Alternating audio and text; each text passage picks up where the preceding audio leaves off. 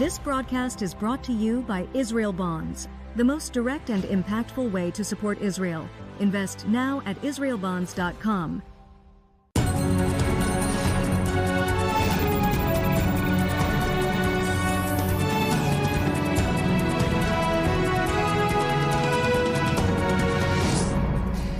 Hello, everybody. I'm Natasha Kirchak, and this is Middle East Now. Israelis are on edge as the U.S. warns Israel of an imminent Iranian missile attack as fighting escalates in Lebanon with Hezbollah. Now, the IDF says its defenses are ready, but they're urging the public to follow new restrictions issued by the Home Front Command. The latest restrictions actually are telling people in the center of the country to stay as close to shelters as possible, not to venture outside. But civilians in northern and central Israel, including Tel Aviv, Jerusalem, the Sharon region, the Carmel area, Wadi Ara, and the northern West Bank, must take heed to the following information as well. Educational activities and workplaces are permitted to be only open if an adequate shelter is nearby and can be reached in time. There are also restrictions on gatherings, with only groups of up to 30 people allowed outdoors and 300 people indoors. Beaches will also be closed. Israel's airspace does remain open without restrictions, although many international airlines are now canceling flights. And keep in mind, these new guidelines that I just explained are going to stay in place until Saturday, after the Jewish New Year holiday of Rosh Hashanah officially ends. The country, or the Jewish part of this country, will be celebrating that holiday starting tomorrow evening. Well, joining us now from northern Israel is our correspondent, Zach Anders. Zach, what is the latest? We've really been... Oh, okay. It looks like we're not turning to our... All right. We are turning to our correspondent, Zach, who is in the north of Israel. Zach, there has been really nonstop rocket fire all day long. What is the latest at this point? Give us a sense of what today has looked like. You know, I just texted Ariel. I'm asking him to make sense of this last message that Hezbollah has posted, because I can't make heads or tails of it. It's a long one, so we'll break this down here in the next update in about a half hour. But from what we're seeing today on Hezbollah messaging, they've resumed their normal social media schedule of publishing the number of attacks. They say they've attacked 13 times into Israel today. They've also claimed responsibility for that attack deep inside Trier Alarms in central Israel and outside the Tel Aviv metro area. Interestingly, here on this border, as we see a massive presence of IDF ground forces, those images that we brought to you yesterday of that armored division that was gathering, 100-plus tanks that you could see from the roadside, that's now decreased. There's about half those tanks missing. And from my conversations with some of the folks that are up here more often than I am, or that live here, they say they've been seeing those tanks make a steady patrol up the ridge line towards the border. What has been interesting over the last hour, the artillery that has been constant all started last night around 4 o'clock and continued late into the night. The guns have gone quiet here for the last hour, and we don't hear a lot of air activity overhead either. We don't have significant reports of any confirmed airstrikes throughout the Lebanese countryside in the last 45 minutes, I would say. So there's been somewhat of a pause, it seems like, in activity here as the sun sets, and I do get the sense that there's a lot of movement that's taking shape right now, just with the way that ground forces have been maneuvering around this area. So it's difficult to know what's about to happen next, but there's a weird, strange sense of anticipation here right now. Right. Have you been able to speak to any people who are on the ground right now where you are? Obviously, most civilians within northern Israel have been evacuated from their homes. And, you know, like mentioned before, there is now a closed military zone in certain areas that we used to have you report live from. You know, in the gas station just a few moments ago, I don't see, and I'm looking out over the city now, I hardly see any civilians. The personal vehicles that I see driving around, when I look inside the windows, I see soldiers, I see reservists. This is just a town that's been consumed by a massive influx of additional ground forces of troops. A lot of them, as I speak to them, tell me that a week ago they weren't in active duty, or they were 2 weeks ago they were at their desk job, and now they're in the reserves. Last night we had a very interesting interaction. We had been hearing the guns going off for 6-7 hours straight, the heavy artillery that causes these deep echoing booms throughout the valley.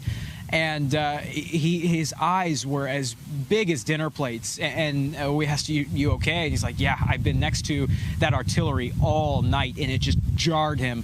And what's been interesting about talking to some of these reservists up here, obviously they don't want to step out of line, but the feeling that we're getting from a lot of them is that they seem like they're going to be here a while. And from the collection of ground forces as they speak to one another, everyone has that sense, it seems, that this is a lot bigger than what a limited operation is being described as.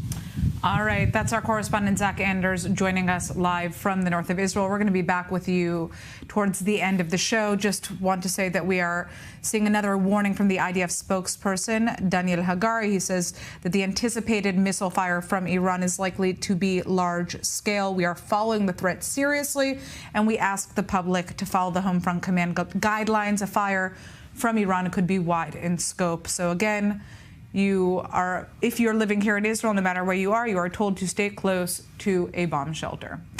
All right, let's turn to our Middle East correspondent Ariel Osran's report on the latest in the north following the news of limited IDF operations in southern Lebanon.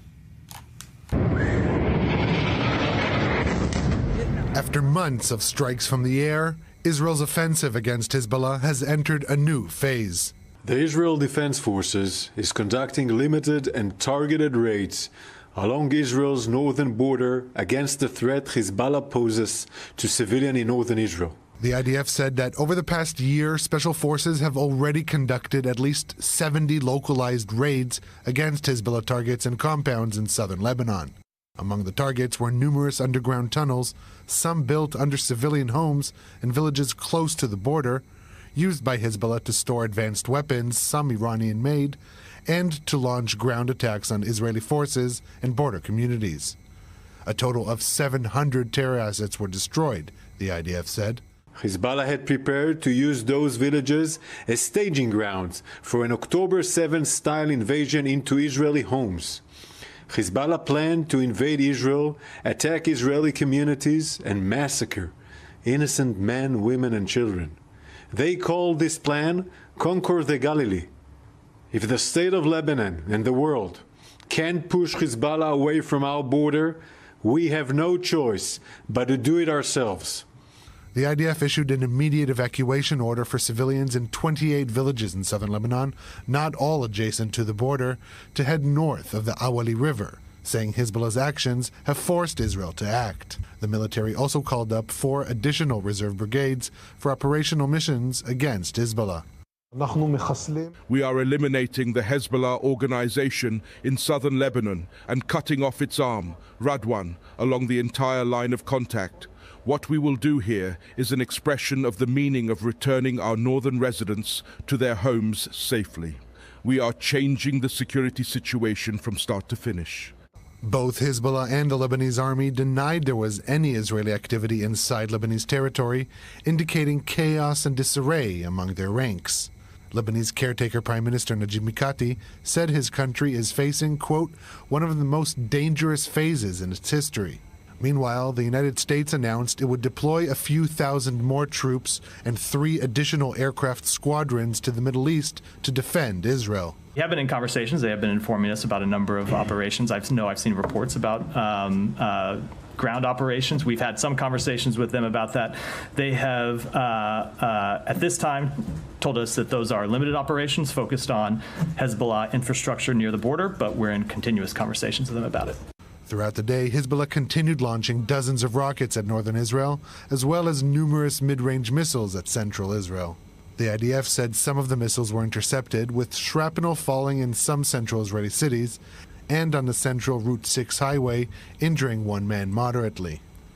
This followed another night of intense Israeli airstrikes across Lebanon, including Hezbollah's stronghold in Beirut's southern suburb. The UN's so-called peacekeeping force, UNIFIL, warned Israel against any crossing into Lebanon, saying it would be in violation of UN Resolution 1701.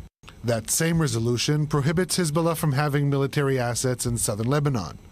That's something UNIFIL either doesn't seem to know or prefers not to acknowledge.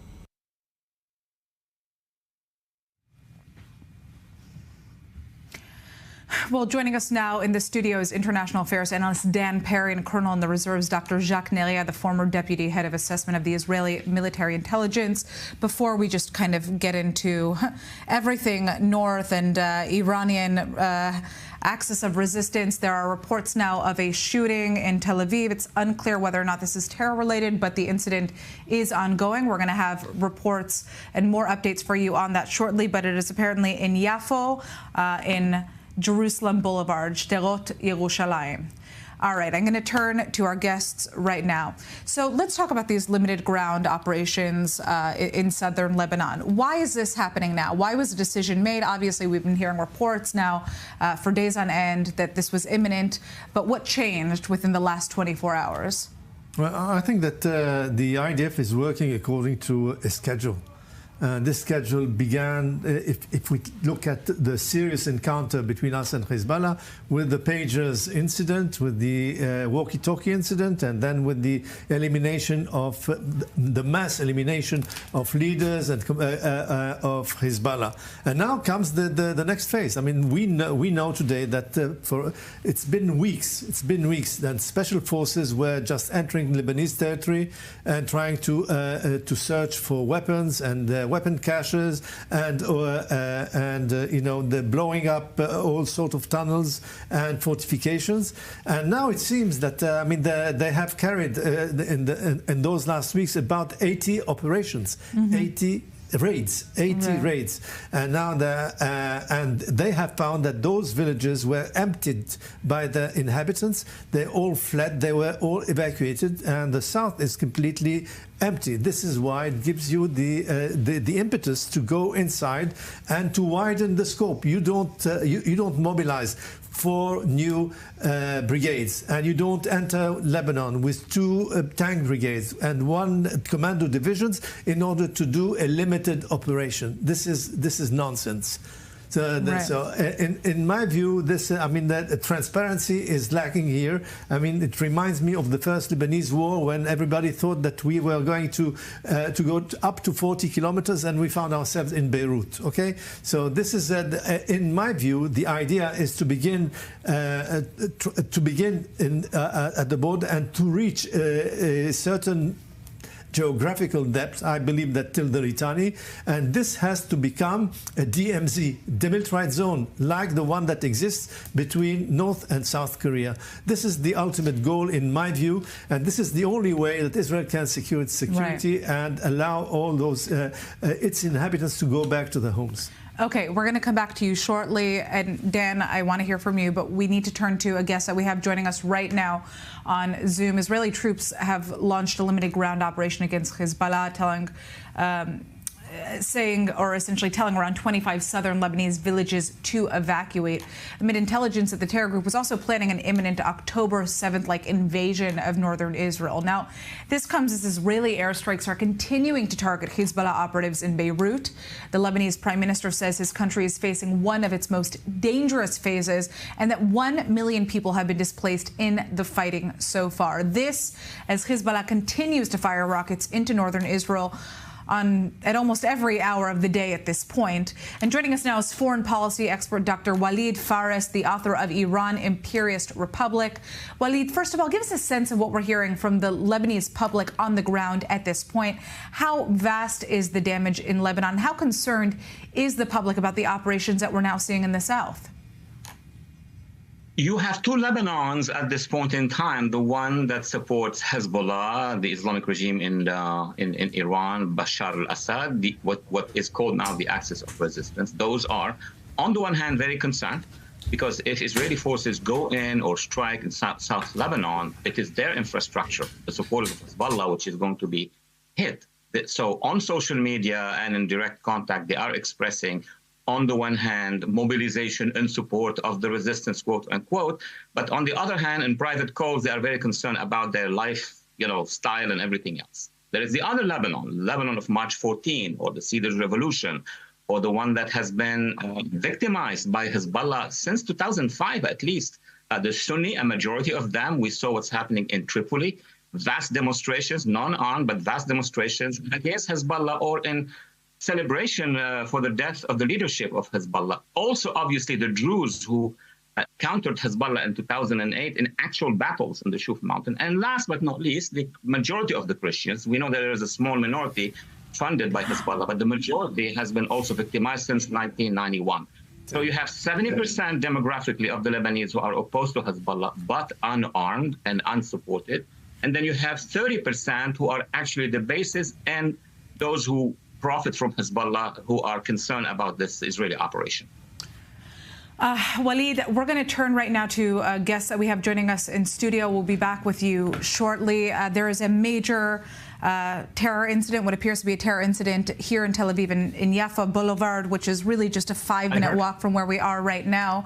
Our Middle East correspondent is joining us in the studio. We have information that there have been at least 10 casualties so far. Shocking images coming out right now that we're seeing. I don't even know if we can air all of them. I guess we are. What can you tell us about what has happened so far, Ariel? Right. So, official statement by the Israeli police announcing a shooting incident in Jaffa, in Jerusalem Boulevard, in the area of the light rail, saying that there are multiple injuries, that it is a suspected terror attack.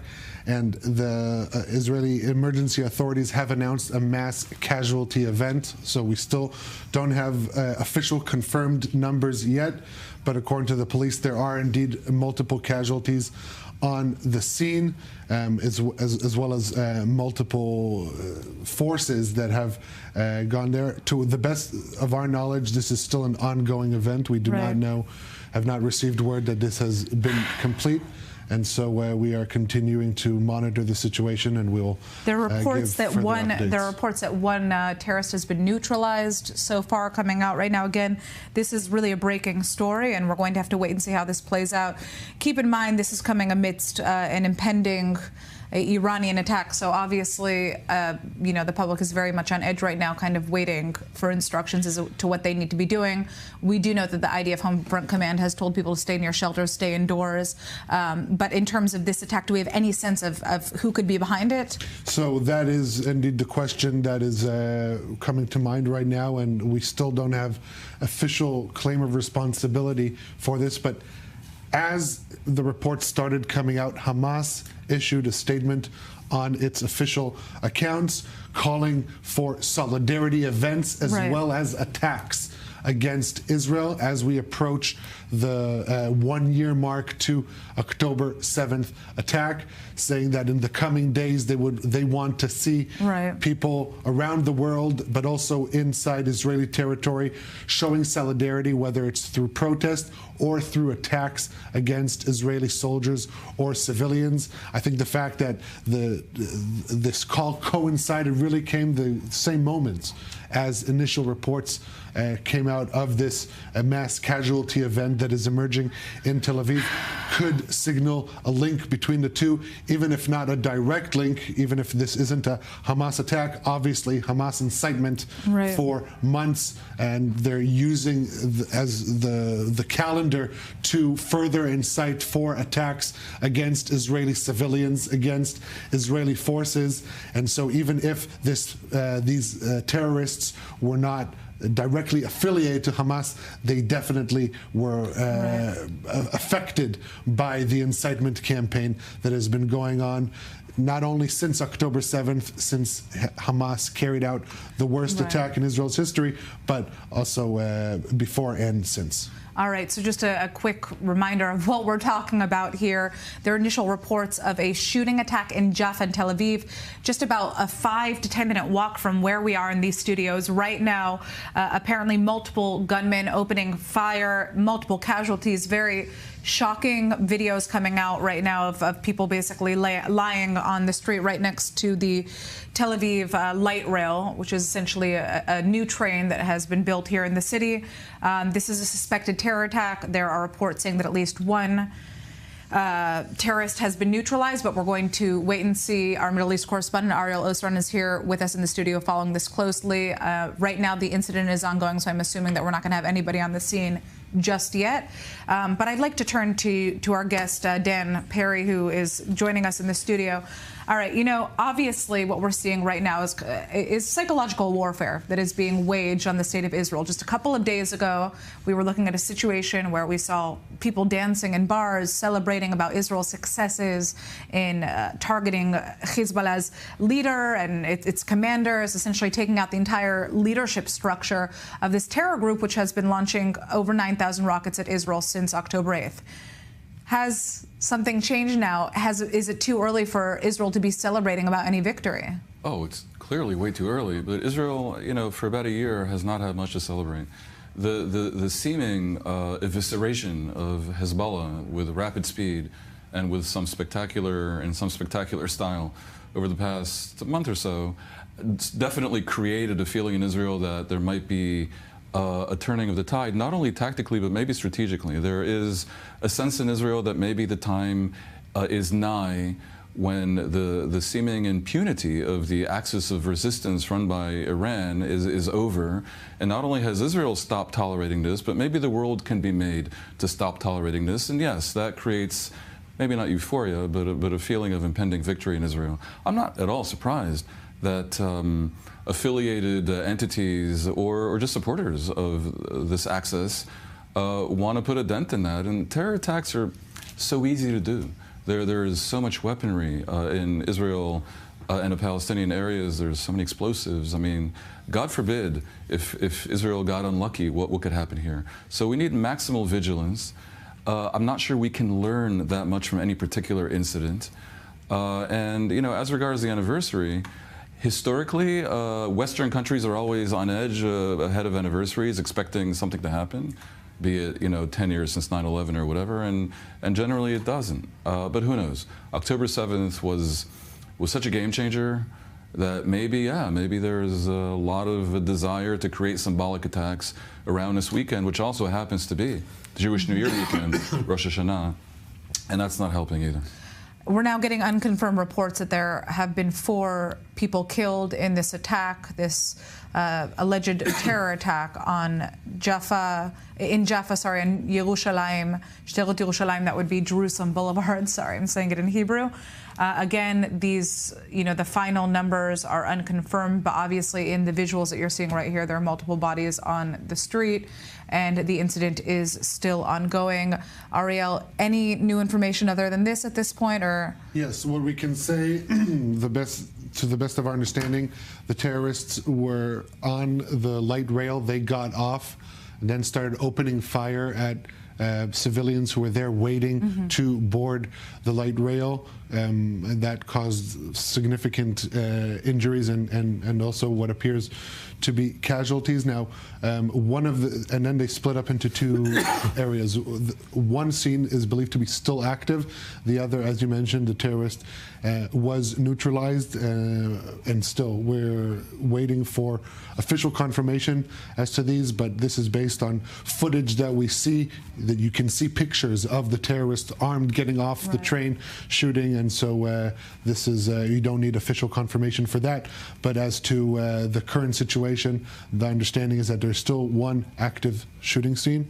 The other has been complete. There's significant amounts of forces in both areas, and we hope to announce that the second scene has been stopped as well. Right. We don't know yet when that will be. Yes, so again, just, essentially what Ariel was saying here is that there is, a report coming out from the police, essentially, that one of the incidents is still ongoing, that there's still a scene that has not been fully tackled yet. So for those who are in the area, make sure to stay in your homes, try to stay safe and stay out of the way of whoever is committing this assault on civilians in the streets of Jaffa and Tel Aviv. All right, I'd like to turn back to Jacques Neria. I'm interested to kind of hear your take on what this means in terms of internal security within the state of Israel. We've been so focused in this country on the threats emanating from Lebanon, on the threats emanating from the Gaza Strip, of course, Yemen, and Iraq, the Iranian so-called axis of resistance. And there's been much less of a focus on perhaps internal discord within the state of Israel. And obviously the impending concerns that Israelis could face from the West Bank more specifically? Well, I don't agree with that because, since the beginning of this year, we have thwarted more than 2,000 attempts of terrorist attacks against Israeli civilians. But it's enough that you fail in one to have this disaster. This is always the case with terrorism. There's no way to combat it. Totally. There's always a place where you are less protected, less alert, and this is what happened right now. The situation would have been worse if we hadn't tried day after day, night after night to attack those cells in the West Bank, in Jenin, in Kalkilia, in Hebron, and other places. And this is it's a constant effort. It's a constant effort and a constant intelligence that leads you to those cells that never end. And behind those cells are Hamas, and behind Hamas is Iran. So this is what we are fighting. This is the seventh front that we are talking about. This is the one that is the most important right now because it absorbs more than 25 battalions of the IDF. Right. Those battalions should have been in Gaza, should have been in Lebanon. No, they are in the West Bank in order to protect the civilians. There's one thing that's so delicate that it almost, it doesn't want to be said, which is the gold standard for Yahya Sinwar managing to mess up Israel is if they get Israeli Arabs, citizens of Israel, to participate in these attacks. Now, if, God forbid, any such thing emerges to have been related to this, then that is a very, very, very big deal. And I have to emphasize, Israel's Arab citizens have been, by and large, throughout history, loyal and really almost exemplary in some ways, given the situation. But if a few radicals, oftentimes criminals, if they're involved in this, then it's very difficult to defend against, and that would be very, very bad. The other thing is, despite the fact that Israel is unbelievably vigilant in the West Bank, and as Jacques said, constantly conducting counterterrorism efforts, there still are workers without permits in Israel. And that scenario was what led to the previous attack not far from here about 2 months ago. Yeah. And that's another thing that probably needs to come to an end.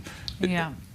All right, Ariel, I want to turn to you because there are some more updates regarding the ongoing, what appears to be terror incident that's taking place not only in Tel Aviv and on Sderot Yerushalayim, Jerusalem Boulevard, just a couple of minutes away from us, but also it's apparently continued to Bat Yam, which is basically a southern suburb. Can you tell us more about that? Yeah, so again, this is still based on initial information that we're trying to establish a picture to explain to our viewers.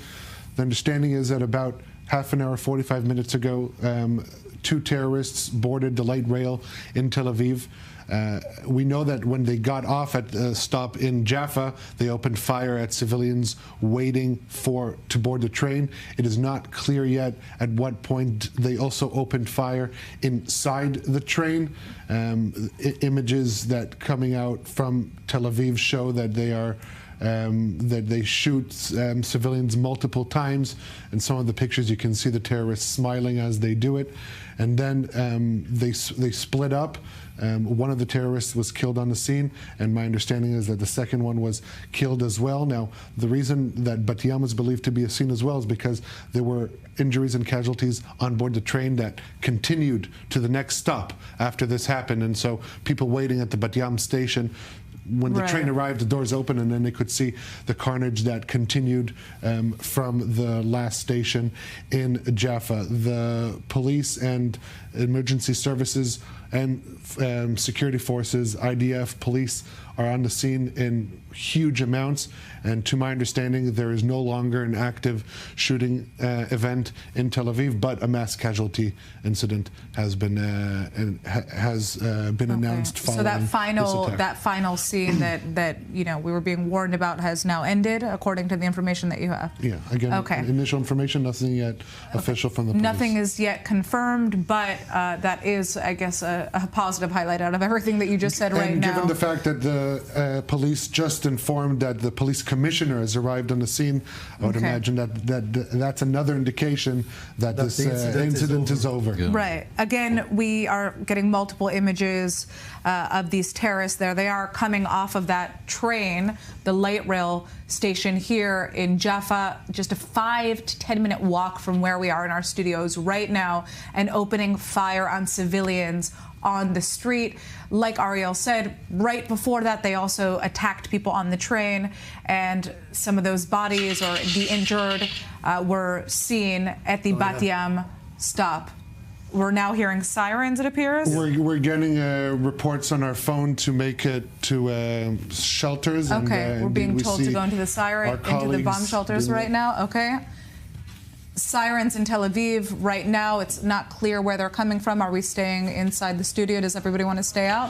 Or go to the control room? What is the plan? Okay, so there's an update from MADA regarding the attack in Tel Aviv, saying that there are 7 injuries in various degrees of injury. 2 are unconscious and are in critical condition. 2 are in severe condition. 2 moderate, and 1 lightly wounded. This is the first. These are the first official numbers that are coming out from Israeli MADA, emergency health authorities. And so again, 7 injuries. 7 people injured, 4 in critical condition. 2 of them are unconscious and severe condition. And as we speak, there are rocket sirens right now in the Tel Aviv area that are coming in. We haven't heard the boom yet. We did hear a boom about a half an hour ago, I believe it was, some type of missile that fell, or projectile that fell into the sea. It fell into the sea. There was also interceptions around the Herzliya. Around the Herzliya area, but we could hear that boom from the studio. Right now we haven't heard it yet. Of course, we are inside the studio. It's a little bit harder to hear, but we can hear the sirens. And so this would be the 3rd targeting of Tel Aviv from Lebanon today. The first one, as Jacques said, was intercepted over the Herzliya, Sharon area. There was 1 man who was taken to hospital, moderately wounded. He was on the highway, a bus driver, with shrapnel going through the windshield and hitting him in the chest. Then the second launch towards the Tel Aviv area, as you described, it landed at the sea. Now Hezbollah said that they had launched a barrage of missiles at the Sde Dov air base. Now that's really interesting because that airbase has been closed for years and is now a civilian high-rise project. And so that's another indication that while Hezbollah claims to be targeting military targets, obviously, as they've been doing for 11 months consistently on a daily basis since October 8th, they are targeting civilians. And now we have a third siren from as a result of rocket launch, believed to be from Lebanon. We still don't know the results of that. Just to clarify, are these rocket siren alarms or these alerts just to go into bomb shelters right now that we're receiving from the IDF? Because there seems to be some confusion over that right now. Yeah, so the statement that we all got to our phones was to remain by shelter. That explains the confusion because we didn't really hear sirens, but now the IDF confirming that sirens were sounded all across Israel. We go. Okay, and we're also seeing them once again. You can hear them right now. We're hearing the sirens continue right now. Okay, I'd like to turn to our guest, Walid Fares. All right, sirens right now in the Tel Aviv area and also in southern Israel as well, in the Shefla lowlands. That would be near Ashdod, Yavne. You can hear them. All right, we are going to turn to our guest, Walid Fares. Walid, are you with us? Do you hear us? Yeah. We can't hear you yet. We can't hear Walid, so if we can turn his sound on. Okay, it looks like we're not going to be able to turn to you right now because our control room is in the bomb shelter. So we're coming back to the studio, and again, we are seeing even more rocket sirens in the West Bank now, Gaza envelope, Jerusalem. It seems that there are increased. Walid, can we hear you? Walid? Yes, I can hear you. Can you hear me? All right. Yes. So, Walid, I think that the question on all of our minds is this the beginning of the large-scale Iranian attack that Iran has been threatening it's going to carry out with the help of its proxy groups across the region? First of all, I'm seeing you all in a real state of war. We can hear the sirens all the way here to Washington. So this is history in the making. But having said that, it's not in my assessment. Of course, I'm 7,000 kilometers away or more. in my assessment, the war has started. What you are witnessing, and of course your good analysts are getting a lot of good information, is that basically... Wait a second, Walid, we have something breaking. Yeah, so the IDF now issuing a statement that a short while ago missiles were launched from Iran towards Israeli territory, instructing all Israelis to adhere to emergency security protocol. That means if your phone received an announcement to head to shelter, that's what you should do. Okay, so that means we should as well from here in the studio. Okay, at that point, as much as we would like to stay on air with you, unfortunately, this is a ballistic missile being fired from Iran. We can hear the booms outside right now. It's unclear what that boom was specifically. Walid, thank you for joining us. We're going to be back shortly, hopefully once we have a little bit of quiet in the studio. We are heading to the bomb shelter. This is I-24 News. I'm Natasha Kirchuk. I'd like to thank all of our guests here. We'll be back shortly with continued updates. Follow us online for more. Crazy.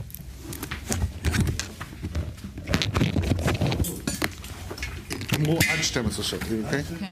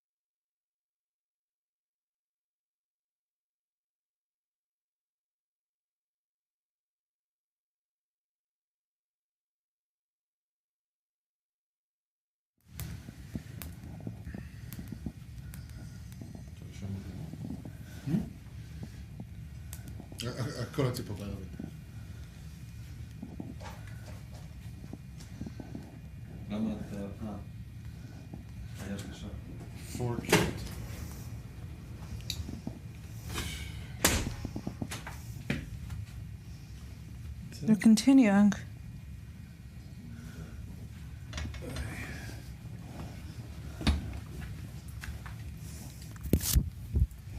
There are about 20 booms. Yeah, I want אני אומר שהייתה פגיעה בצפון תל אביב. ליד אוניברסיטה. ליד האוניברסיטה? ככה אני שומע, אבל אף אחד לא יודע.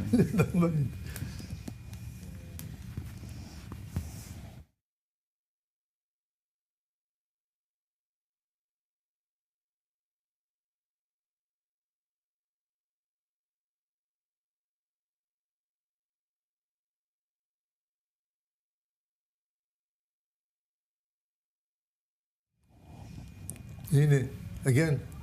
Yeah, I don't know why. Siren in Tel Aviv. No, let's just do it. Let's just do it. I don't understand. All right, let's just.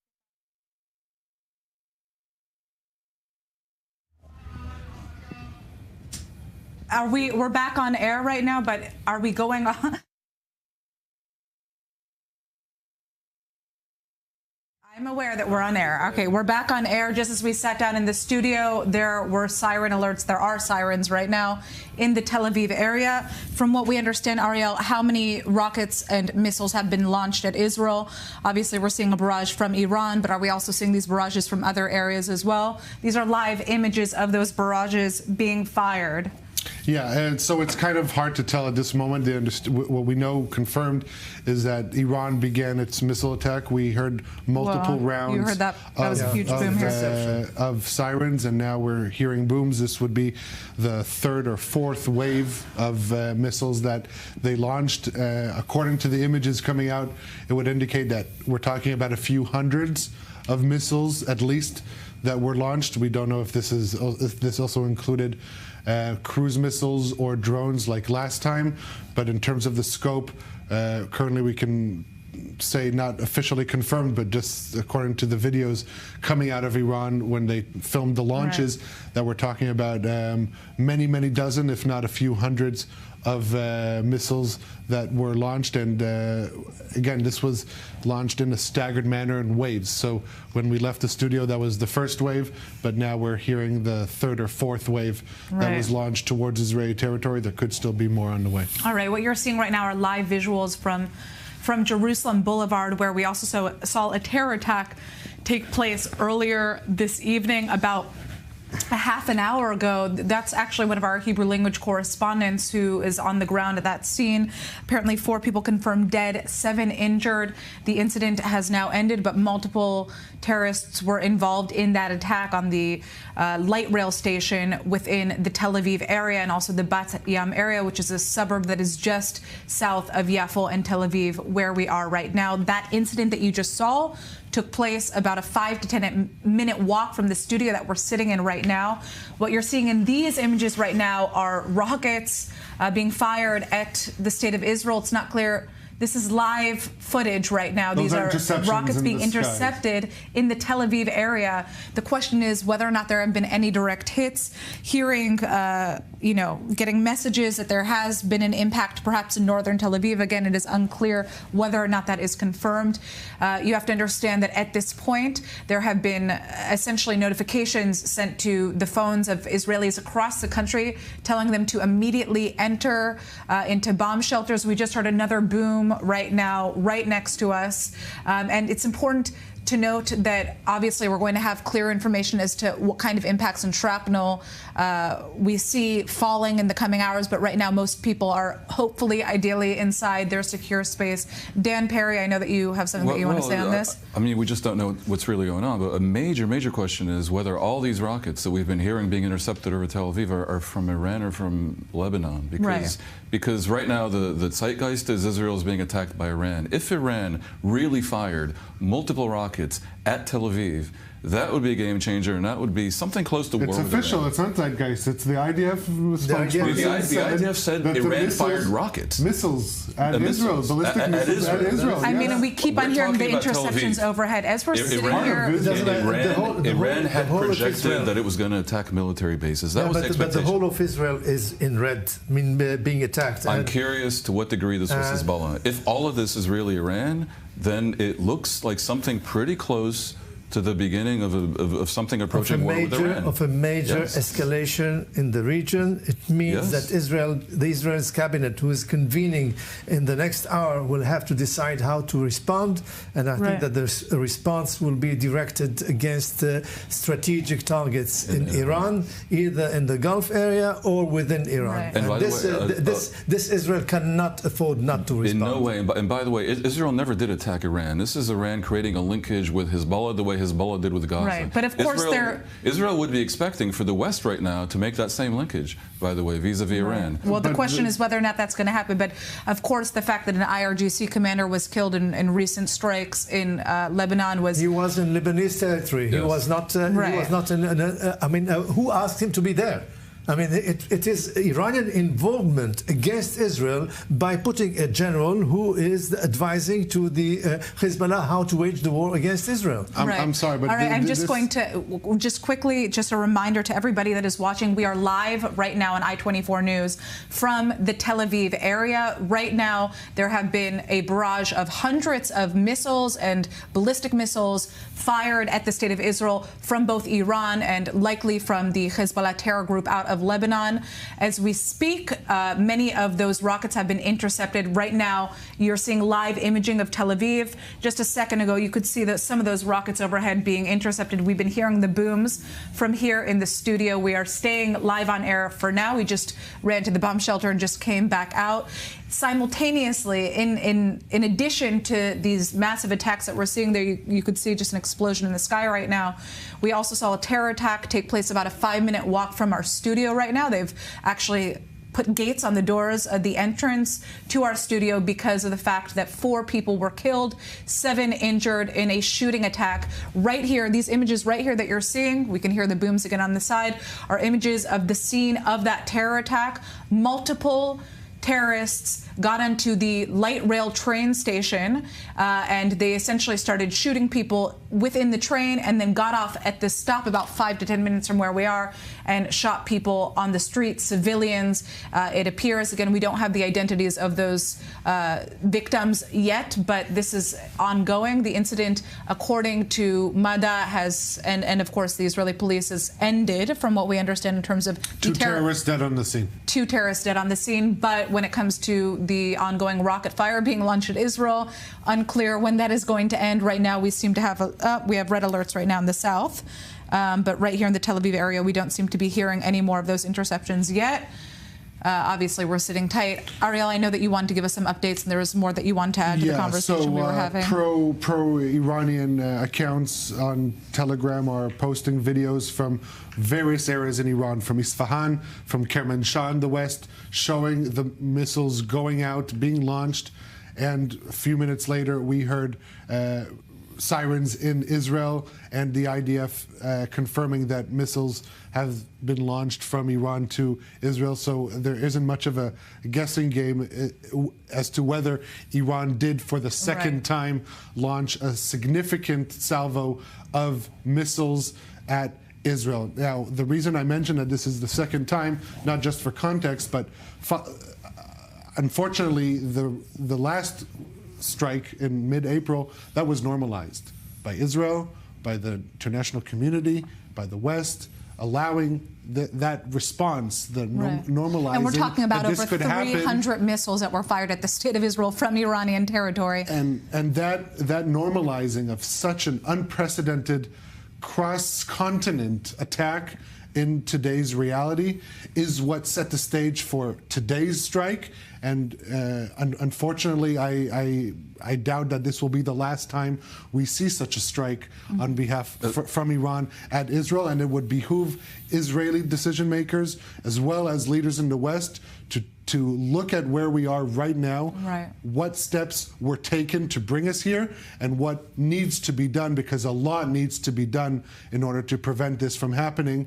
And again, one cannot normalize such attacks against a sovereign country. I have to note that this is an upping of the ante. It's not a repeating of it, because the previous attack was mostly slow-moving drones, and this seems to be mostly fast-moving missiles. Well, back in April, I recall that, you know, we got the notification that Iran had launched missiles at the state of Israel, but it took hours on end for them to arrive. In this case, I mean, what type of missiles are we talking about? These are missiles that... Ballistic missiles. Ballistic missiles that arrive within 10 minutes. All of them, 12 minutes maximum into the not only the center of Israel, but across the country. Update from the IDF, Iran's attack is continuing. You are requested to remain in a protected space until further notice. The explosions you are hearing are from interceptions or fallen projectiles. The aerial defense array is currently identifying and intercepting launches. So we're talking about a multi-wave attack, which would indicate a significant number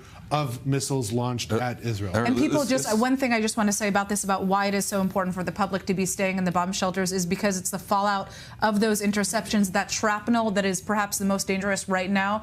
Israel has a multi-tier defense system, but again, when those interceptions happen, there's often shrapnel that falls to the ground. That's what we saw earlier today in terms of the 54-year-old bus driver who was injured in the Herzliya area, I believe it was. Shrapnel, he was driving in the other direction. If you're in a car, just stop and get out of the car. And off the road, and off the side of the road as well. I think a lot of what is about to happen depends, and this may not be right, but it's human nature, on what the actual damage is. If it turns out, let's say, that no one was killed with 300 missiles, that's one scenario. But the very act, Dan, the very act of attacking Israel puts the U.S. on test. This is what I'm saying. There should be a linkage here, for sure. Now, let's suppose that these missiles actually cause more than just structural damage, but a lot of loss of life.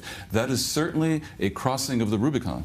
And to a degree, it's a matter of luck, and that's a little bit unfortunate. But that Iran dared to do this just mocking takes us very much closer to a scenario where maybe not just Israel, but much of the West starts to take direct action against Iran. And well, the question is the West going to get involved at this point? Are we going to see a reaction from the United States, from Israel's allies? And if we don't see that reaction, what does that mean for the future? Look, anything short of immediately striking these launch sites on Iranian territory, it will allow them to get away with this for the second time. Now, what Dan described, the situation that the response will be determined by the damage, that is a result of the double-edged sword of Israel's aerial defense systems. Because if you decide how to respond according to what happened, Israel has a very good aerial defense system. And the last time when they launched 350 ballistic missiles, cruise missiles, and drones, a 10-year-old girl was injured. She's now out of the hospital recuperating. But that indicates, you know, a perceived, and again, a perceived discrepancy between the attack and the result. Of course, that's a single-edged sword, because it's better, of course, that a lot of people not get killed, even if that maybe causes you to be more moderate than you should be. I would say that even though I concede that human nature does suggest that the result of the attack will determine to a degree the reaction, it shouldn't. That Iran but I mean, to be quite honest, on October 7th, when there was a massive attack, and it requires steps that maybe don't cause loss of life in Iran. Let's say attacking their oil infrastructure. Let's say blockading their ports. Various other things that can be done that would cause them pain and would deliver the message that this lunacy is no longer tolerable, which, sad to say, it had been until now. All right. So I'm just going to give a quick update before we turn to our Middle East correspondent to give even more of a breakdown right now. A reminder that the IDF says that the missile fire from Iran that was launched just about a half an hour ago is ongoing. The public is asked to stay in a protected area until further notice.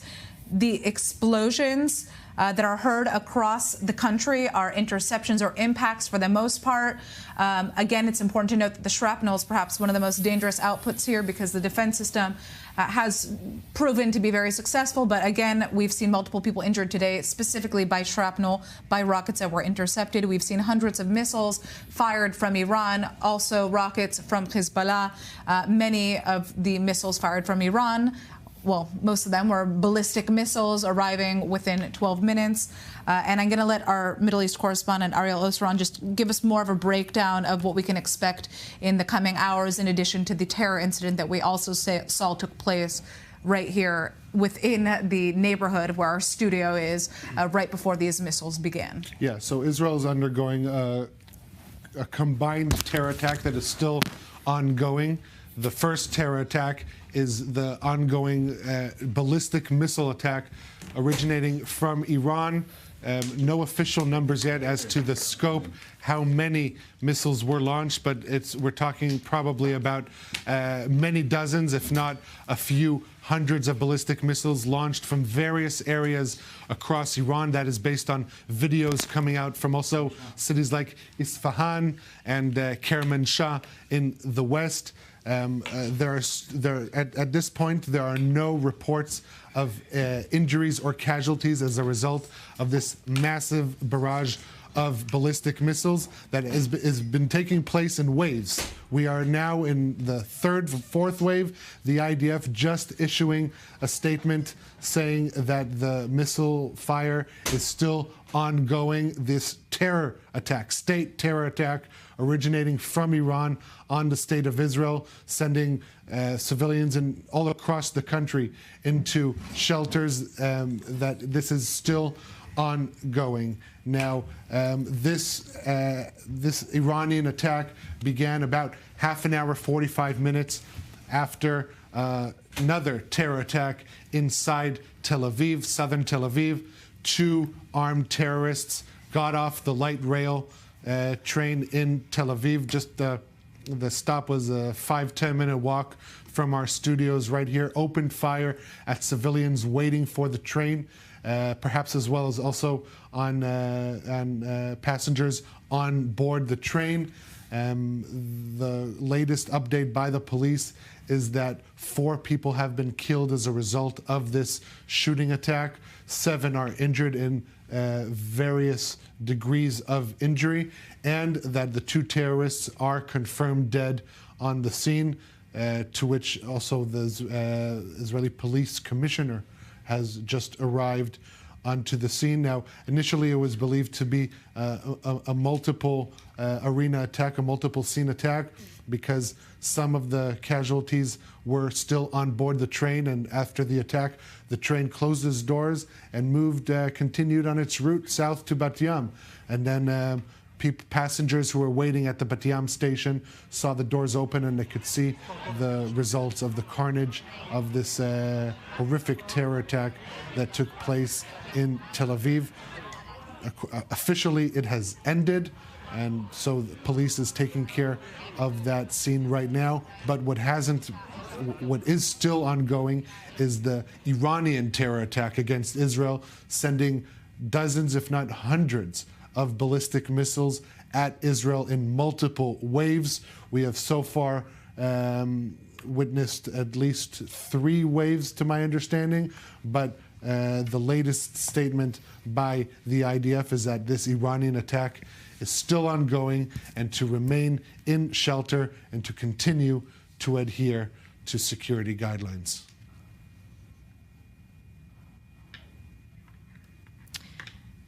And we continue with this breaking news edition. I'm Benita Levine, live in Tel Aviv, and Iran's direct attack on Israel is underway right now. More than 180 missiles raining down on large parts of Israel. Just a short while ago, the red alert sirens sounding in several waves. And just a short while earlier, a terror attack in Tel Aviv, a mass shooting on the light rail in Jaffa just a short while ago. Several people have been killed and several others wounded, a developing situation.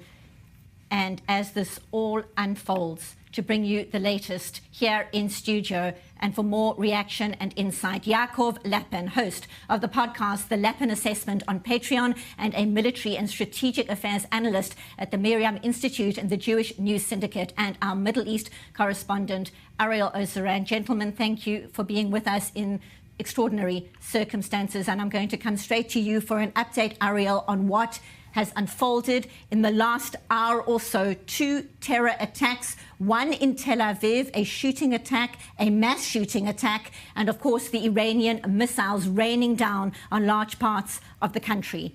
Tell us more. So we'll start with the terror attack that is still ongoing, and that is the Iranian terror attack on Israel. We're talking about dozens, if not hundreds, of ballistic missiles launched at Israel in multiple waves from multiple launch sites. According to videos coming out from Iran, we are seeing launches from Isfahan, from Kermanshah to the west. In each one of those videos, you can see dozens of missiles being launched in the direction that can only be believed to be as Israel. As a result of this ongoing ballistic missile attack on Israel, there have not yet been any reports of injuries or significant damage. There have been reports of interceptions, but also of some rocket impact, missile impact, I should say. And so we're still waiting for an official update from Israeli emergency services.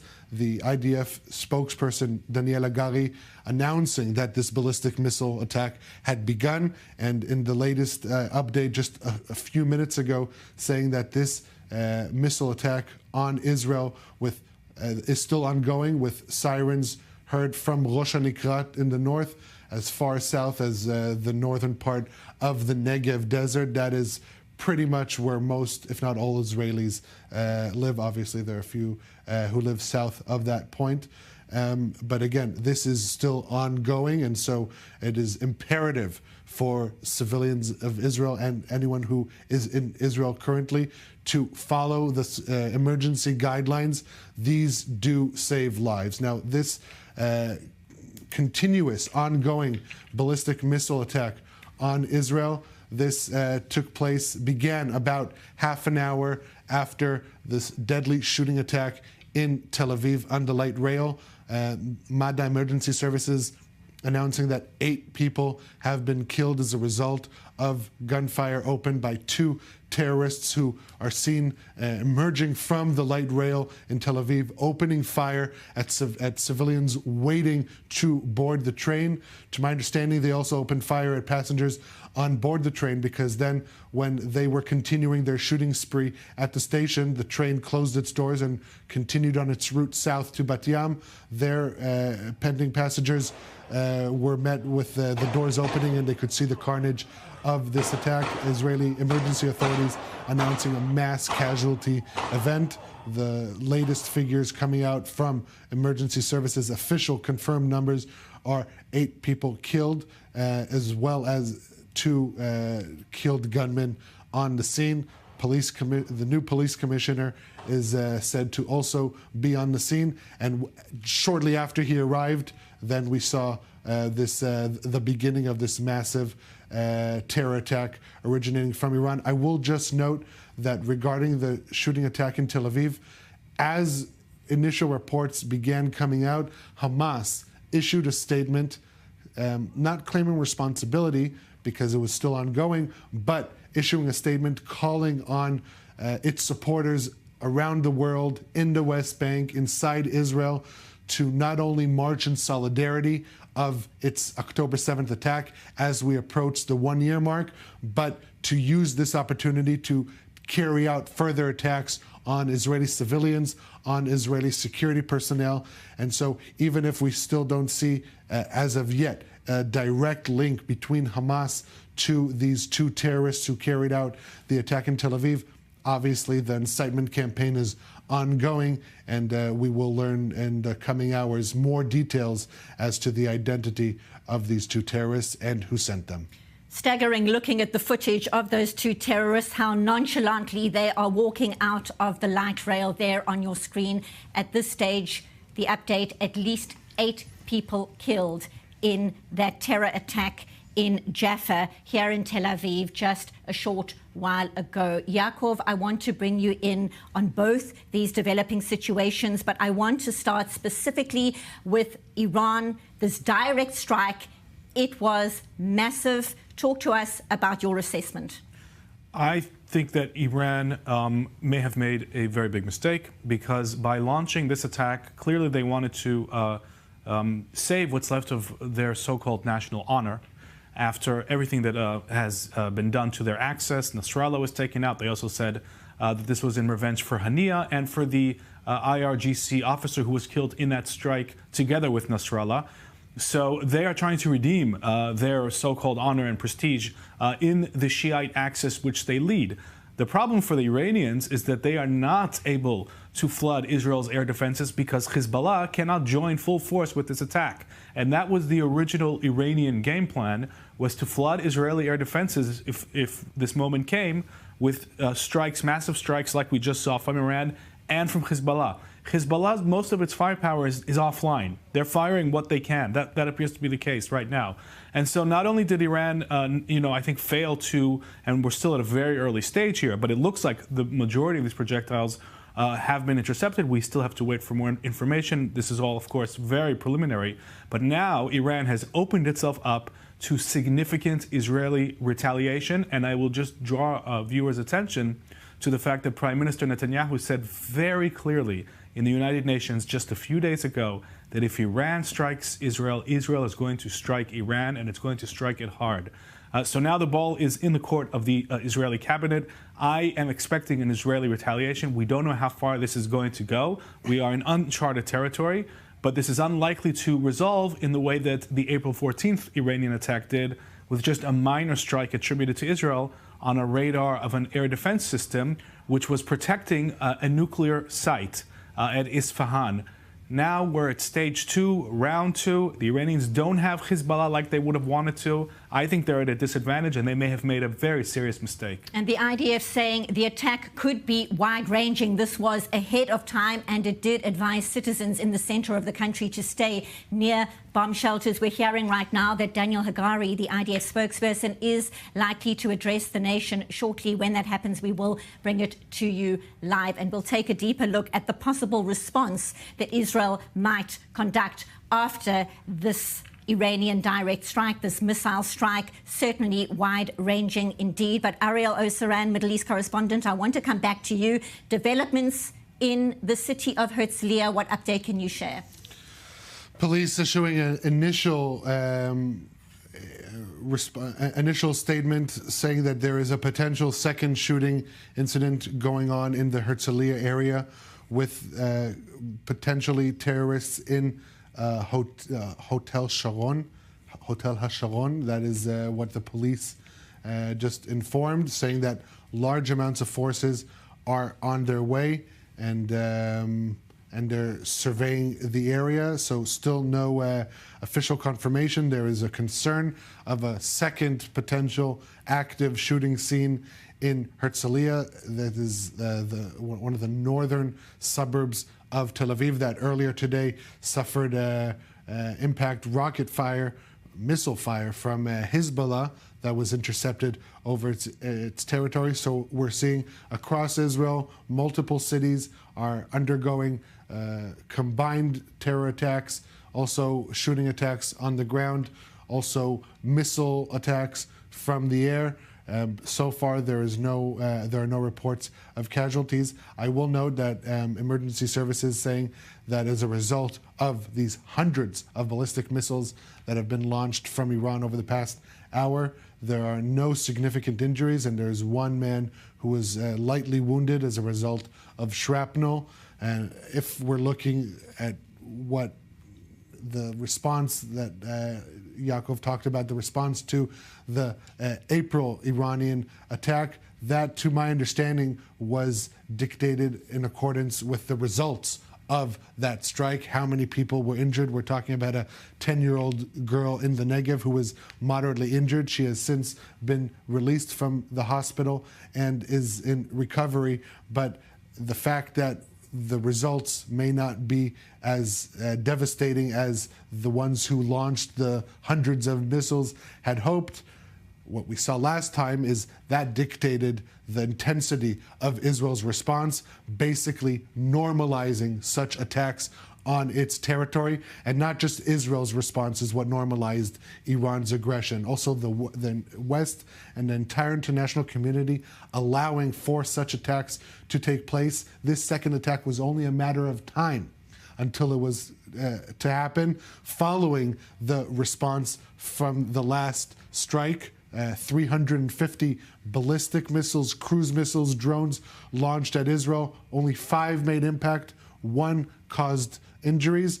And so I think moving forward, it would behoove Israeli decision makers as well as Israel's allies in the international community to not necessarily dictate the response in accordance to the damage that was actually on the ground in Israel, but the perceived or intended damage by the ones who launched these hundreds of ballistic missiles at Israel. Yeah, and I think, that's very true regarding the first round of attacks that the Iranians launched. By the way, if I remember correctly, the 10-year-old Bedouin girl was critically injured in that attack, and one of the most beautiful scenes I saw recently was her being released from hospital. She was discharged from hospital. Yeah, she was discharged and she's in recovery. Amazing recovery, and absolutely. it was very moving to see her leave the hospital. I think there is an opportunity here that Israel has to address. Iran's nuclear program is at the red line. And the Iranians are going to try and basically entrench themselves as a threshold nuclear state. And the big question, the real question now, is not whether Israel is going to retaliate or not, because I'm sure that it will. The real question is, will Israel take this opportunity to strike Iran's nuclear program? I think that's the question that the cabinet is going to have to address.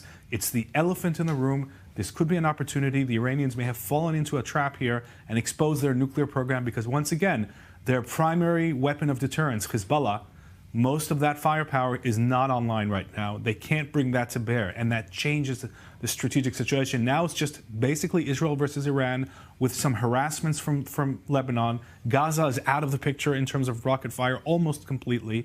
So this grand multi-arena strategy, this is not, the enormous menace that the Iranians would have wanted it to become, largely due to incredible air defenses, regional cooperation, and ongoing Israeli offensive capabilities. That's the main thing here. I think that the Iranian situation is not good right now this evening.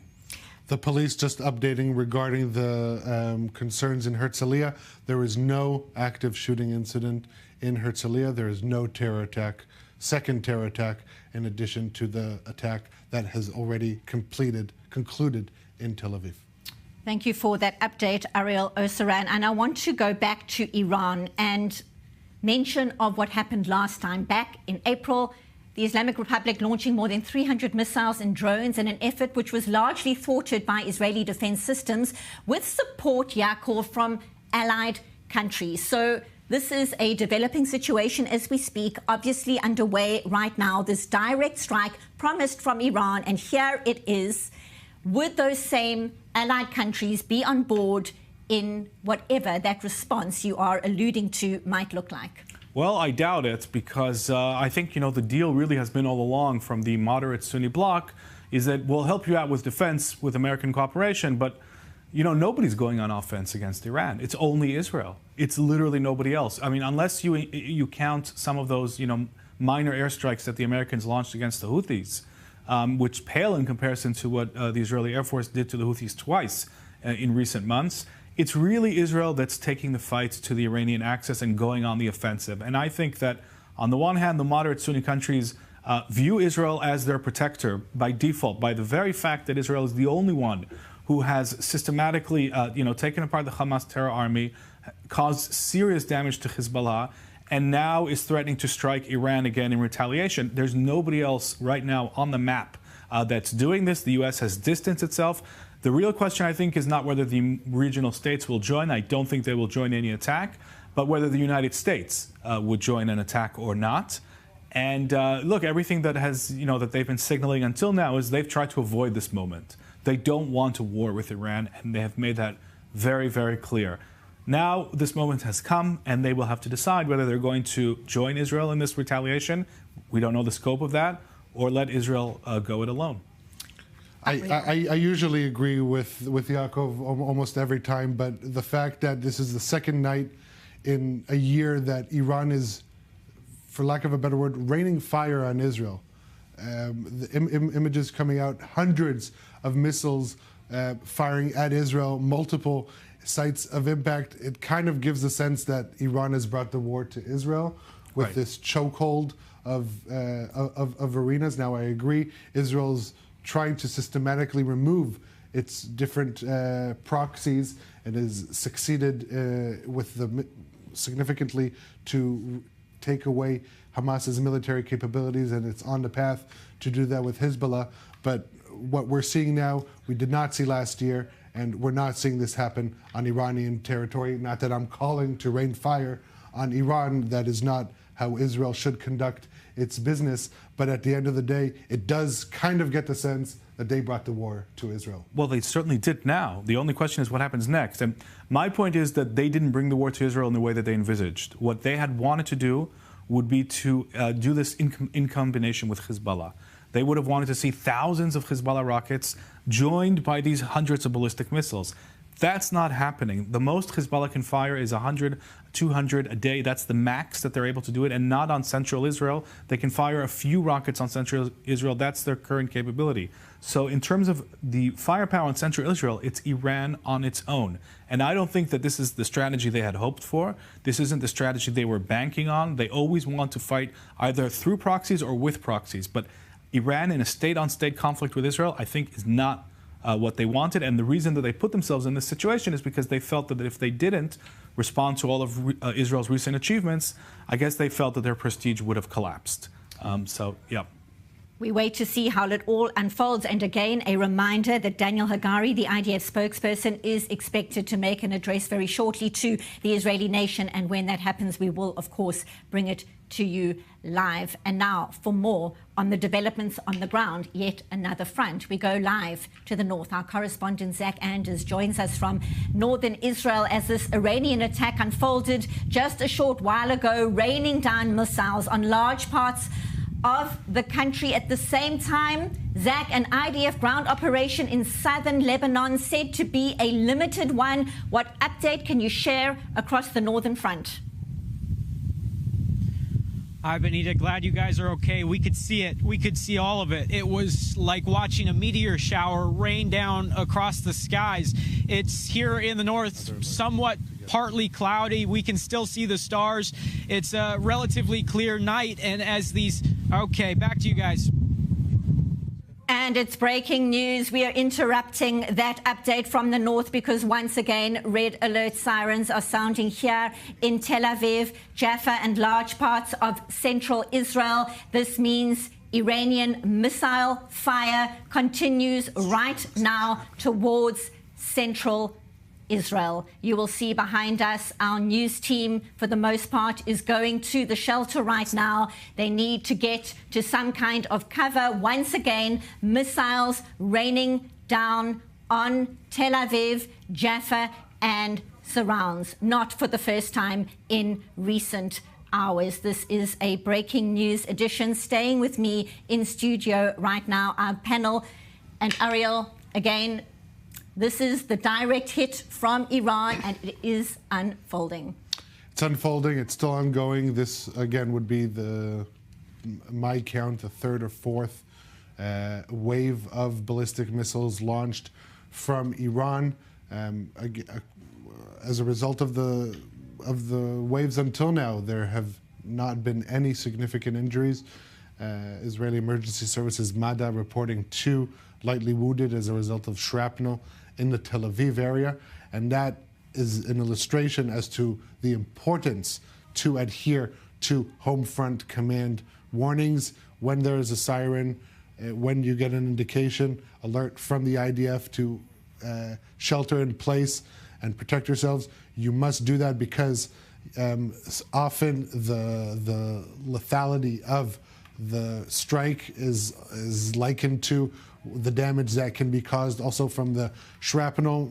Many of the casualties, unfortunately, over the years in Israel have been as a result of the shrapnel, the interception above air. It takes a minute or 2 or 5, up to 10, for the burning debris to fall to the ground. And if you are outside or sometimes even just outside a protective area, then you could get hurt. And so that is why it is so important to adhere to these emergency guidelines, and that's also what helps Israel to decide its own responses, because if there aren't that many, if there isn't a significant amount of casualties, that does allow for Israel to respond in a way that is more controlled and more according to its strategy. But at the end of the day, we look at what happened as a result of the last time that Israel was under a state terror attack, as it is today from Iran. That response was fairly limited due to the fact that there was one girl who was injured moderately. Again, she's out of the hospital and recovering. We hope that there are no additional hospitalizations as a result of this strike, but indeed that is the intent of the ones who funded, built and launched these ballistic missiles at Israeli territory. The intent is to maximize casualties in Israel. No one sends hundreds of ballistic missiles for fun, even though the last strike was received with criticism from the Arab world. I'm going to stop you right now. Here is Daniel Hagari, live from Tel Aviv.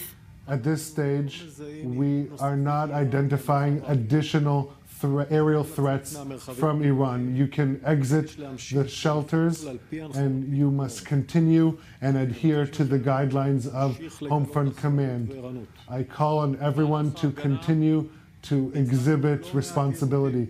During the defense, there were many interceptions. There were only a few impacts in central and southern Israel. At this stage, we are still assessing the situation. We are not aware of injuries, and that is a result of your responsible adherence. In addition, we ask not to provide information to the enemy or to give visuals or information as to the points of impact.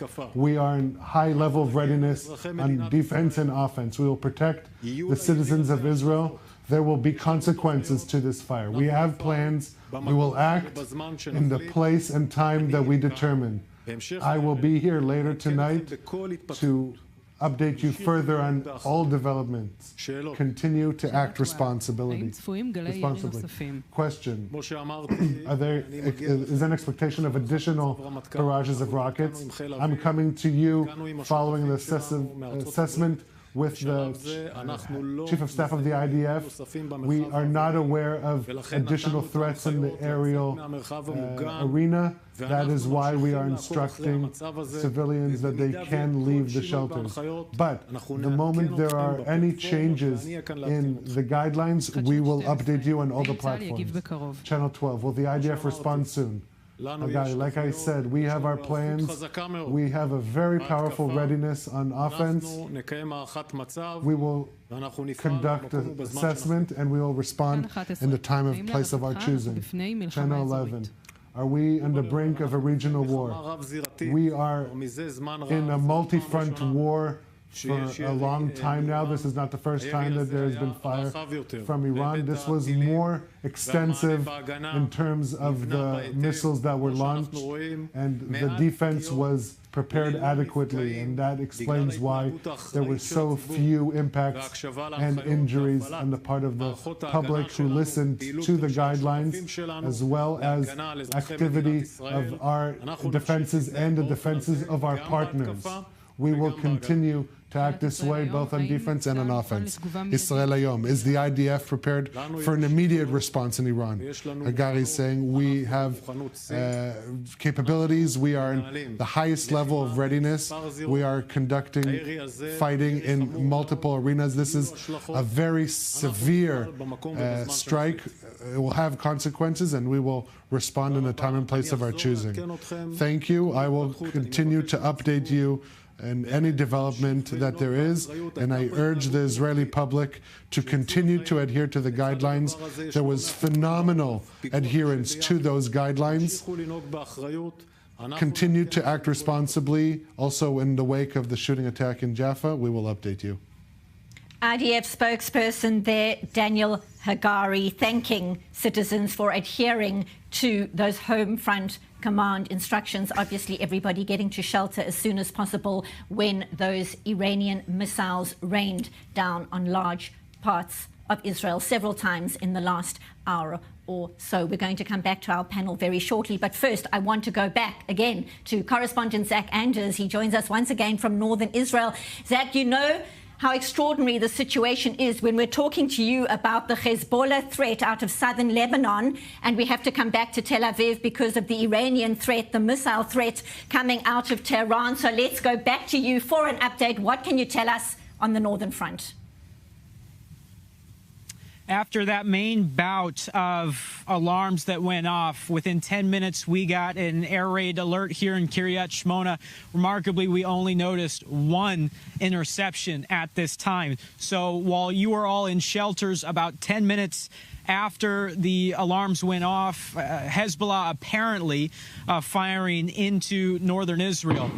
As we hear some outgoing artillery here now. That's the first time we've heard outgoing in more than an hour and a half.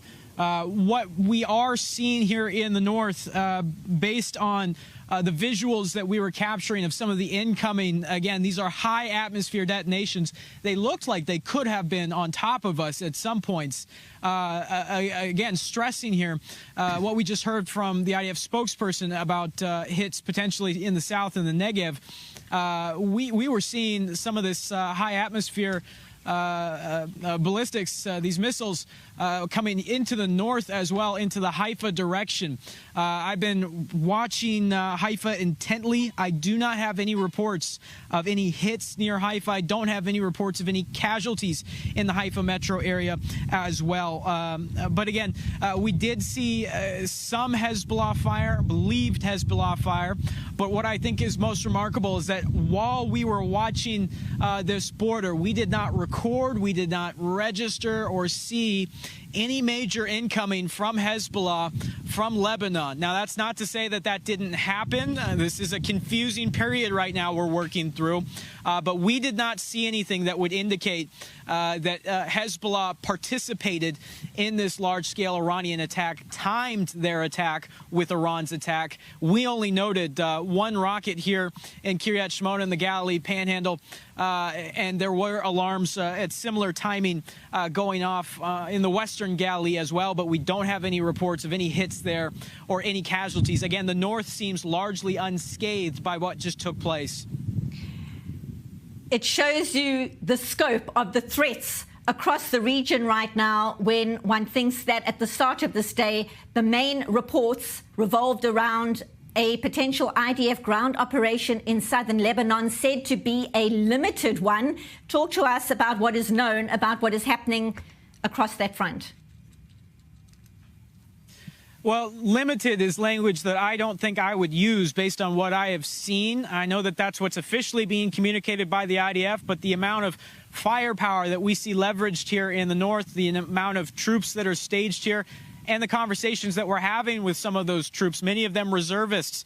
There are now 6 additional reservist brigades in the last 10 days that have been called into active duty. Many of them are coming up here into the north. Now, a lot of moving parts, I know, while we're speaking right now.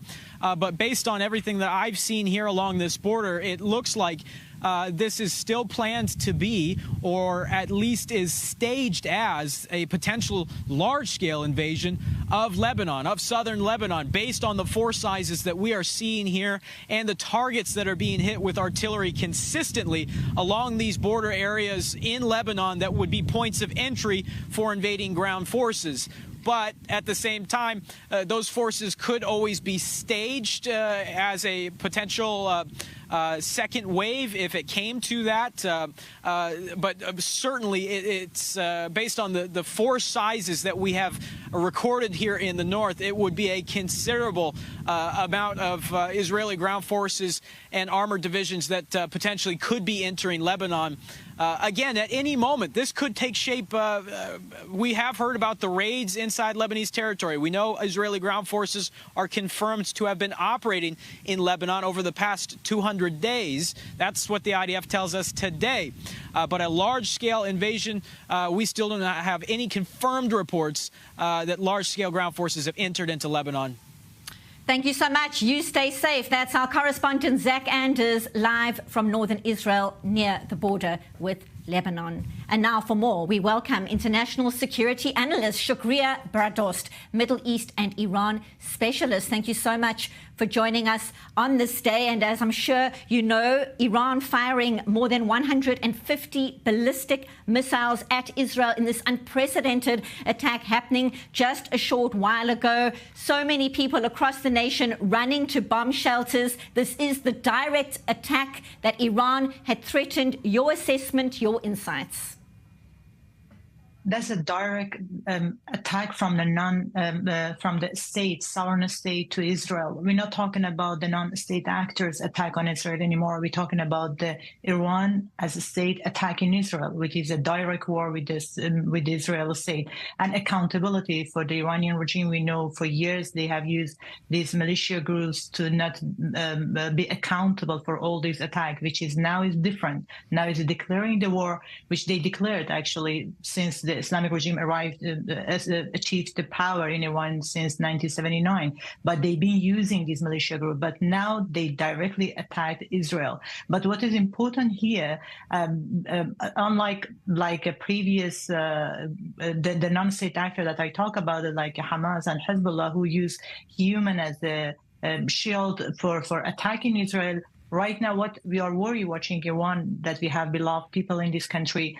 And my parents live in Iran, in Kurdish region. So what we worry about, how the regime's going to use this human shield for protecting itself. If you check the Iranian airspace, you will see none of the flight is stopped. So the country started the war against Israel when all this flight and commercial flight is happening right now. Iraq, a few minutes ago, they closed the air base, but air flight and close that because the Iran starting this fight against Israel. But you can see what's going on in the region. You have a not normal state in the region that are able or willing to put all these countries, Iraq, Jordan and Israel, in danger of that kind of the attack, and people who live in this country in danger of attack, and deciding to attack another country, which is really dangerous situation we have right now in the Middle East in case of the human life right now in the under concern right now. And I'm so sorry to hear that you do have family there. I imagine it is very, very difficult for them hearing what is unfolding right now and knowing, as leaders would know, as civilians would know, that an attack like this will see a response. Given your insights, what kind of reaction would you expect to see? Presumably, Iran would have calculated this into it, factored into it, that when it rains missiles down on Israel the way it has, the response will be swift and it will be strong. Your thoughts? You know, for Iranians, they know that they couldn't stay silent because the major militia group was under attack, Hezbollah, and the killing of Hassan Nasrallah was Iran's red line. And Iran is in that situation right now in the region, all these militia groups, and militia groups followers, not just the active militia groups, the Shia population in Lebanon, in Iraq, and even in Yemen, they're watching Iran reaction to the killing of the Hassan Nasrallah to see how Iran's going to react. If it's staying silent, that means it's not going to be trustable for all these militia group. So that's why they had to do something, but they knew they don't have that much option to do against Israel. So that's how they started. They started this gambling because now Israel has a right to attack back on Iran. But where Israel is going to attack, we know that the first target for Israel to attack back is Iran's nuclear facilities. The nuclear facilities that become Iran's card to push pressure on the White House. Each time they say, if we don't have this deterrence, which means these two cards, ballistic missiles, drones, and militia groups, if we lose these two deterrence card, we're going to have a nuclear bomb. You can see if that kind of the state, that, as I say, putting all these human lives in danger and attacking Israel, if they have a nuclear bomb, what would happen? But the question is, why Iran need deterrence? Who is threatening Iran?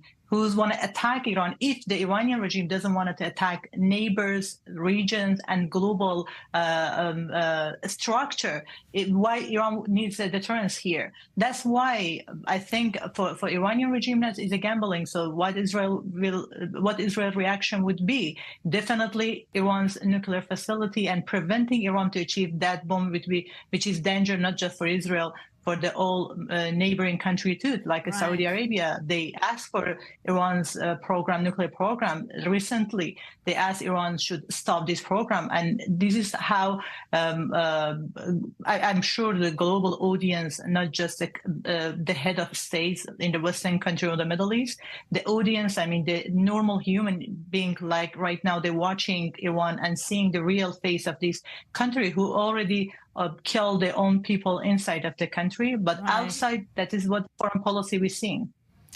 Certainly, the whole Middle East watching to see exactly what will unfold. You raised so many important points there. Thank you so much for your time. International security analyst Shukriya Bradost, always appreciate your insights. Thank you very much for being with us on this breaking news edition. Thank you.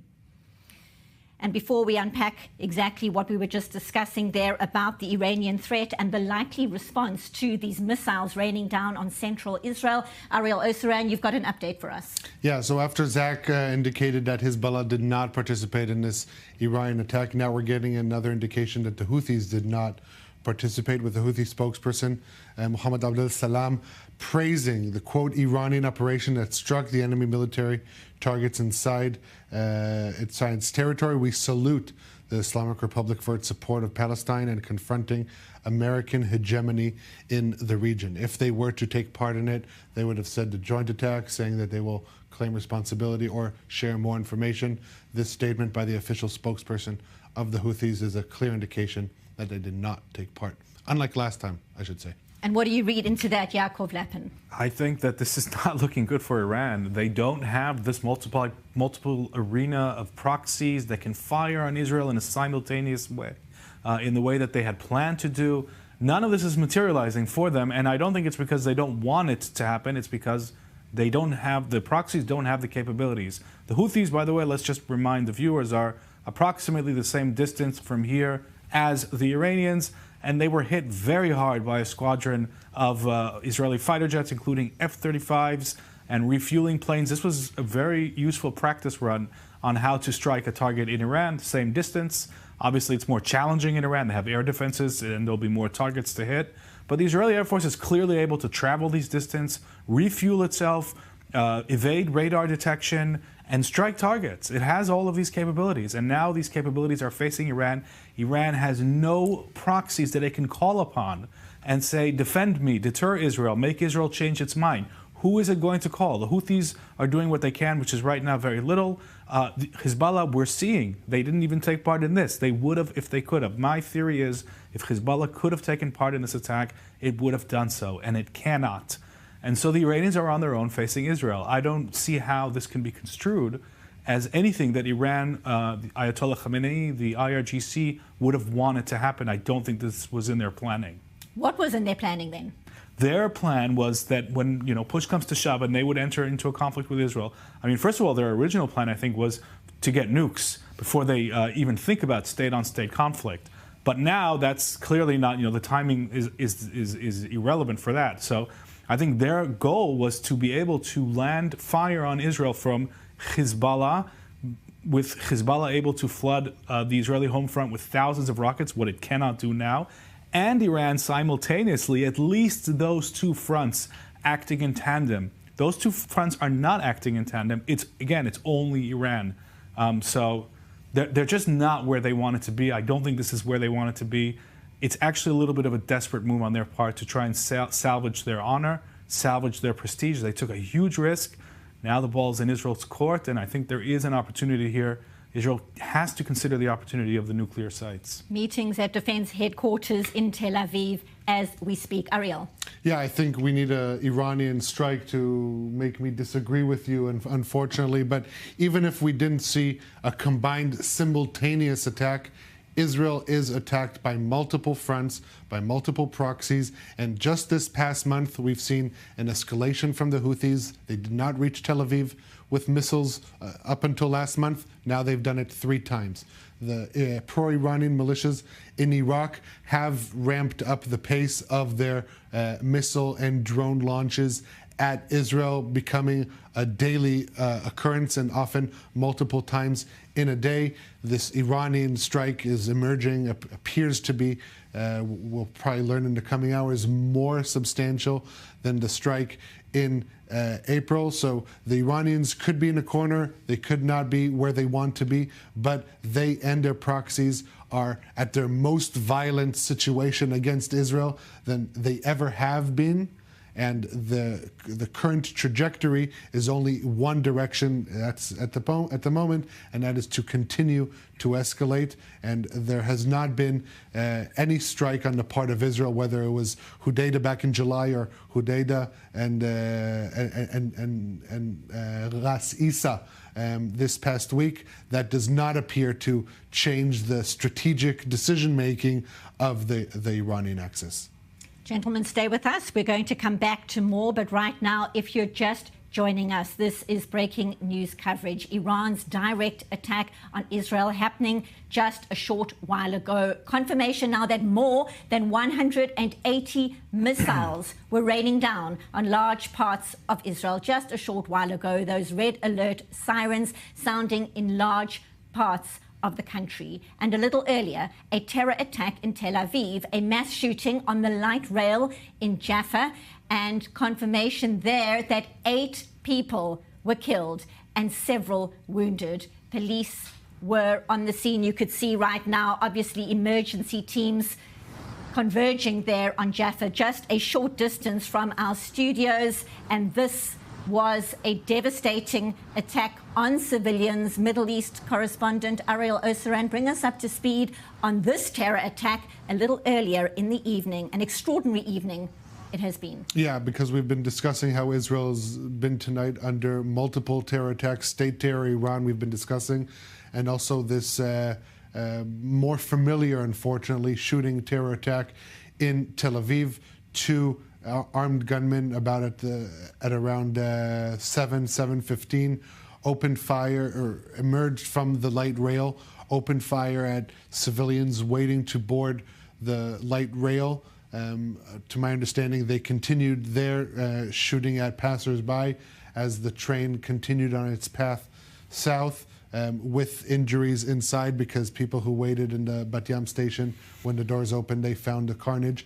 The police announcing that 8 people have been killed in this terror attack, with 2 killed terrorists on the scene. Police commissioner is on the scene, and also in his statement, Daniel Agari also asked for the population to remain vigilant, not only amid the aerial threat coming from Iran or from any other of Iran's proxies, but also to remain vigilant following this terror attack in Tel Aviv, a terror attack that has concluded with the death of both terrorists, and the investigation ongoing. Not yet clear at this point if they were part of any organized terror organization. We do know that as initial reports came out of this attack, Hamas issued a statement calling on its supporters around the world, in Israel, in the West Bank, to not only show support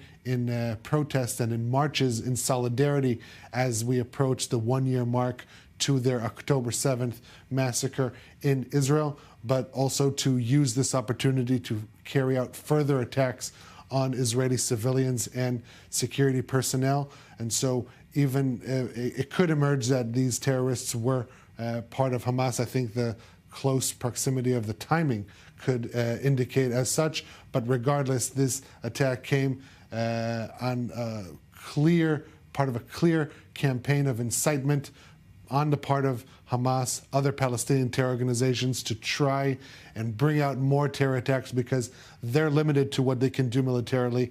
against Israel in Gaza. They continue to try and use their local population there as human shields, and now calling on others to do the work for them. And so, again, we don't know at this point if the two terrorists were directly affiliated to Hamas or any other Palestinian terror group. The fact that they were armed with what appears to be military-grade assault rifles could indicate that they did have some sort of backing, organized backing. But regardless, this comes as Hamas continues to call on Palestinians to carry out attacks on Israel. And as we approach the one-year mark to the October 7th attacks, such calls are going to continue. And I'm now getting an update that it is not 8 people killed in the Tel Aviv attack, but rather 6. This is an update coming from emergency services. We can see emergency services on the scene still there in Jaffa. 6 lives lost in this terror attack. People in the light rail, civilians inside the light rail, outside the light rail, their lives taken by terrorists on this day. Less than 24 hours until the Jewish New Year starts and the start of what we call the High Holy Holidays. It certainly doesn't feel like much to celebrate right now. And Yaakov, I want to come back to you. Not only do we start a period of festivals starting in less than 24 hours, but very soon, the 7th of October commemorations will be happening. And it's just beyond devastating to think, while we talk about all these different fronts at once, that 101 hostages are still in captivity in Gaza, and there's still no clarity as to how many of them are alive. As we talk about developments across the northern front, as we talk about the Iranian threat and likely response, what does this all mean for the families of those hostages right now? Right. I mean, the assessments are that approximately half of them are alive, and that is a desperate situation. But I was just actually in the Gaza envelope in Western Negev for most of the day today. And, I can't help but notice that this is an area that's very, very deep in recovery mode. Out of the 64,000 people that had to leave their homes, 50,000 of them are now back in their homes.